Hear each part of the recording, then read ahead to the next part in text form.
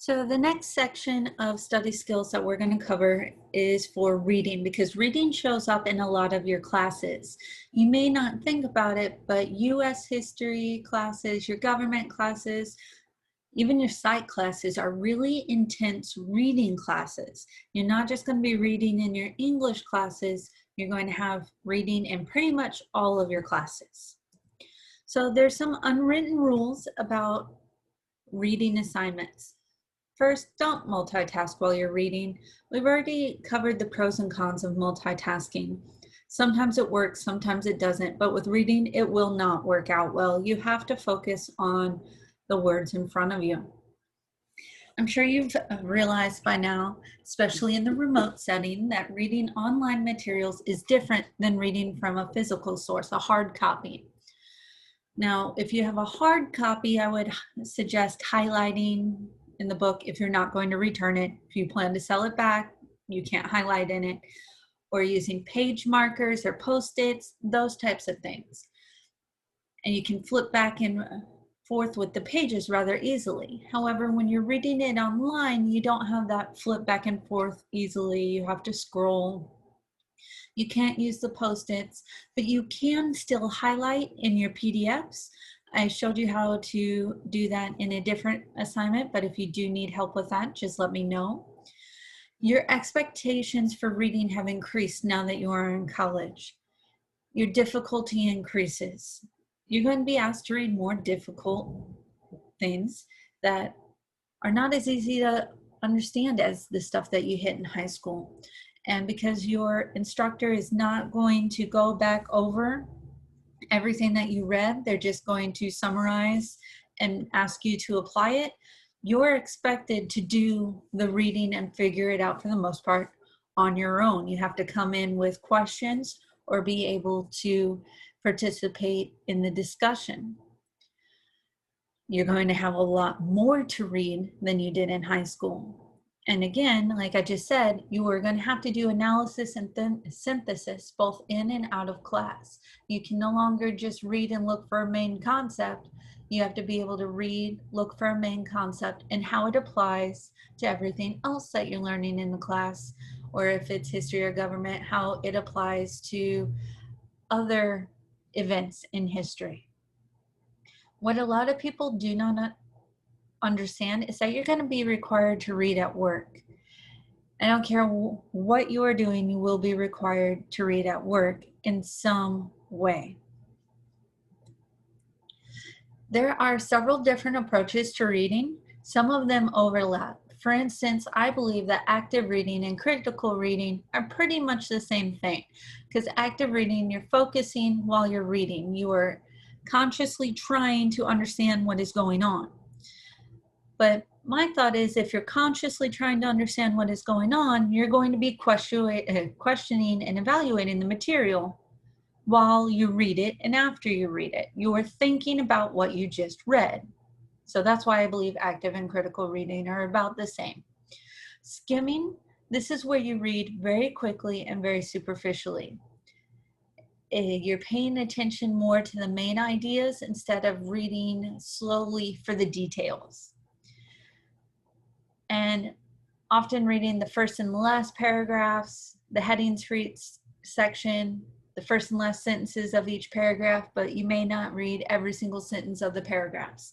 Skimming is what you do when you are in a rush and you only need the main ideas, but if you need to look for those details, and you know that you will, skimming is not really an option.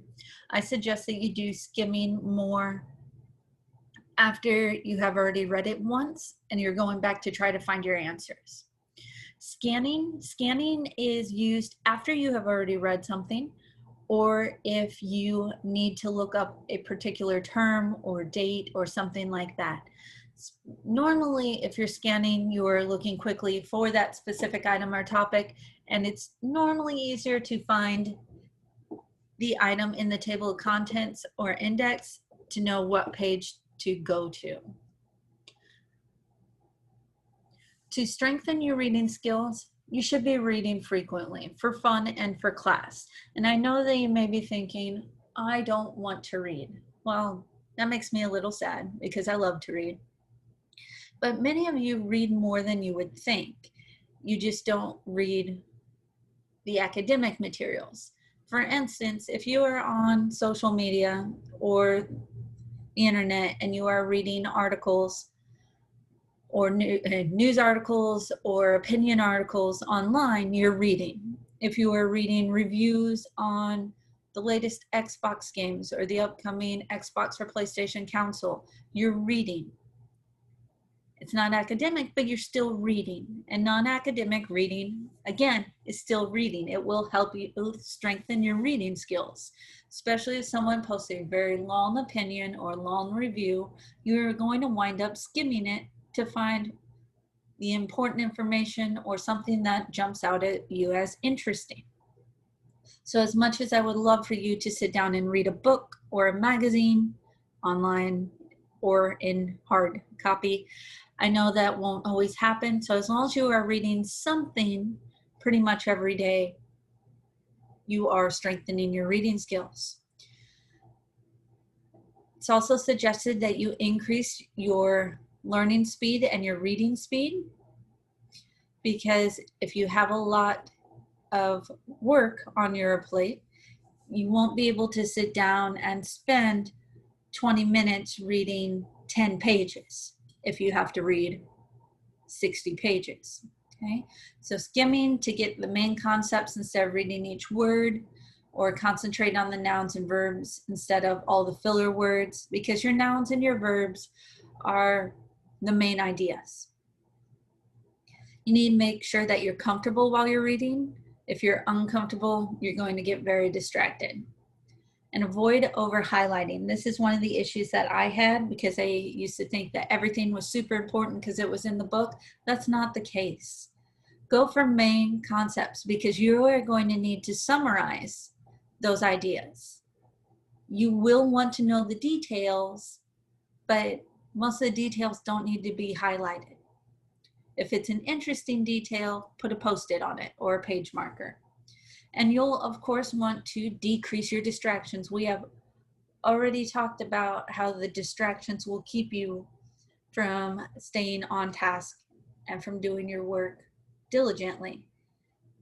But some of you have brought up that football's back, or maybe you have music on in the background, but then you lose yourself in the music. You don't want to lose yourself in the music or the game when you're trying to read. So maybe you should work in a quieter space, or maybe listen to like classical music. And I know classical music, everybody goes, ah.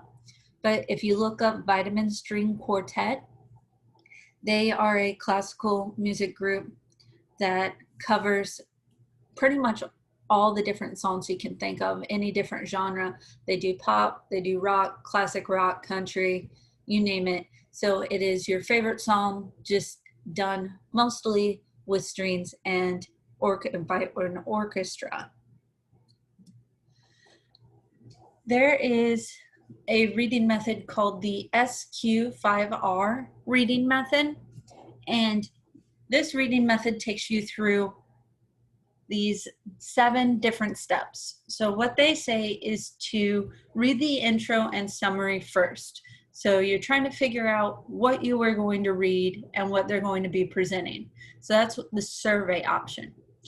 After you read the intro and the summary, they suggest that you write down some general questions that you expect to learn in this section you are about to read.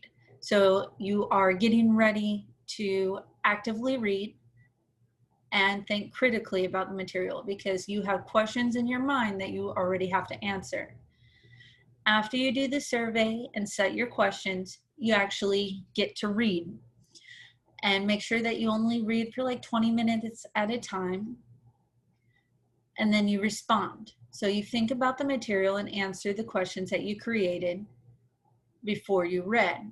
Start to find links between what you just read and the previous sections, either in that chapter or even in the semester. Because when you're talking about history, history always builds upon previous events. Very rarely does something happen out of the blue without a cause to something that happened previously. They suggest that you underline your key concepts and take notes. So that would be the highlighting and then taking notes of the details. Then put the material in your own words without looking at the material. So what that means is you have gone through, you have read it, you have answered those questions, you have written down the key concepts, close the book or whatever you are reading, and rewrite those main concepts in your own words. What did you just read? What did you just learn? What are the important details you took away from it?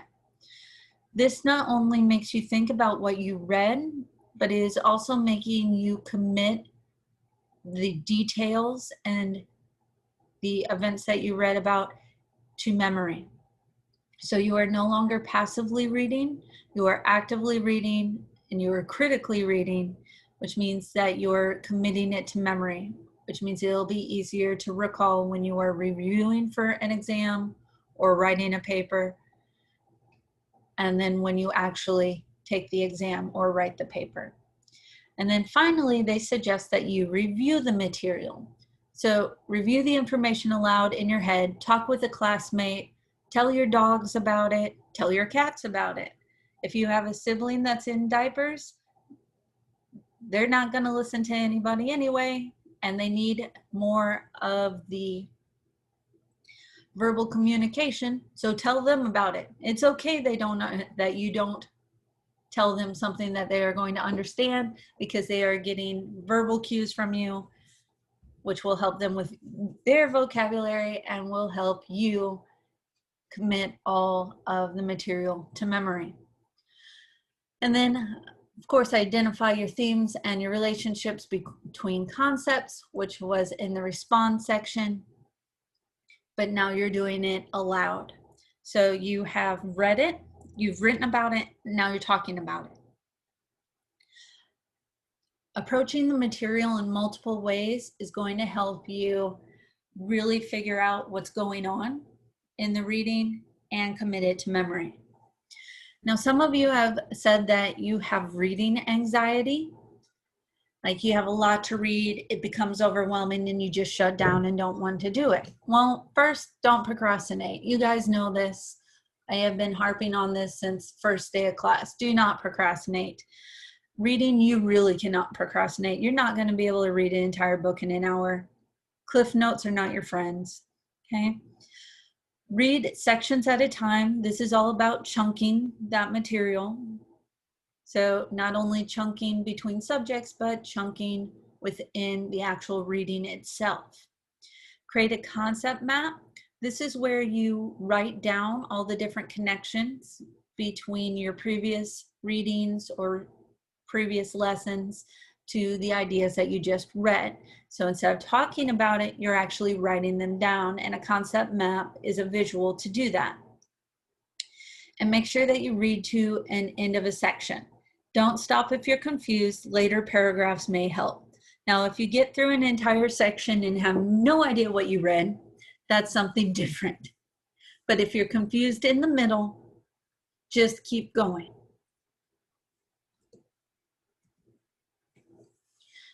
The other things that you could do to combat your reading anxiety are to create flashcards. I mentioned this even for math, but you can do it with reading. You can create new vocabulary words where you have the word on the front, definition on the back.